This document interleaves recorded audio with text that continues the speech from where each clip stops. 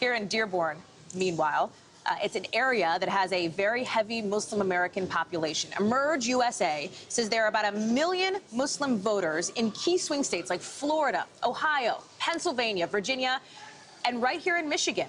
Interestingly, the Washington Post was talking about that earlier this month in a piece examining whether the Muslim American vote could actually be the real swing vote in this election. I want to talk about it with Fayrouz Saad. She's a representative for the Arab American PAC, which is supporting Hillary Clinton. Yes. Thank you for being with us here. Thank you for having me. On set in this beautiful museum. Yes. Before we get to talking about this idea that the Muslim American vote could be a swing vote, I have to get your take on this latest Trump controversy surrounding Alicia Machado. He sent this tweet implying Hillary Clinton helped Alicia Machado become a U.S. citizen so that Clinton could sort of use her in the debate. Clinton's top aide saying, no, that is not the case, pushing back very hard on this.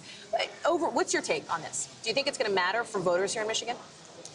I think the voters in Michigan will pay attention to the issues and the issues that are important here at home and what matters to us. You know, for the Arab American community and the Muslim American community, for that matter, you know, we're watching the candidates closely, and we've been watching them over the last at least year now. And I think comments on his various comments against immigrant communities, against the Muslim American community, against the Arab American community have really been what has weighed in on our decisions to endorse Secretary Clinton. So let's talk about that endorsement and a new poll that is out here in Battleground, Michigan. I want to pull it up on screen if you can. This new poll shows her ahead by 7 points. But given the large percentage of Muslim Americans here who tend to lean Democratic, as you know, why isn't she further ahead than 7 points? Shouldn't she be opening up a landslide here?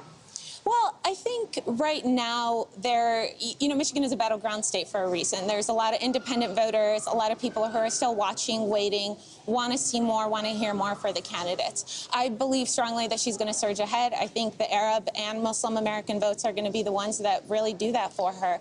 I think we're going to turn out in record numbers this election on November 8th. What makes you say that? Well, there's a lot of activity on the ground. The communities are ready to vote. They're ready to have their voices be heard, and they're ready to support the candidate that's been most vocal in her support for those communities, and really ensuring that the messaging around this campaign and around this election season isn't divisive. You know, I think back to July at the Republican National Convention in Cleveland, where we saw the head of the group Muslims for Trump come out to support Donald Trump at the RNC, even despite what a lot of Arab Americans and Muslim Americans have decried as that temporary proposed Muslim ban that Trump has sort of modified since he proposed it in December. But I have to ask you, do you see a divide within that community, given that there are some very high-profile Muslim Americans who are supporting Donald Trump?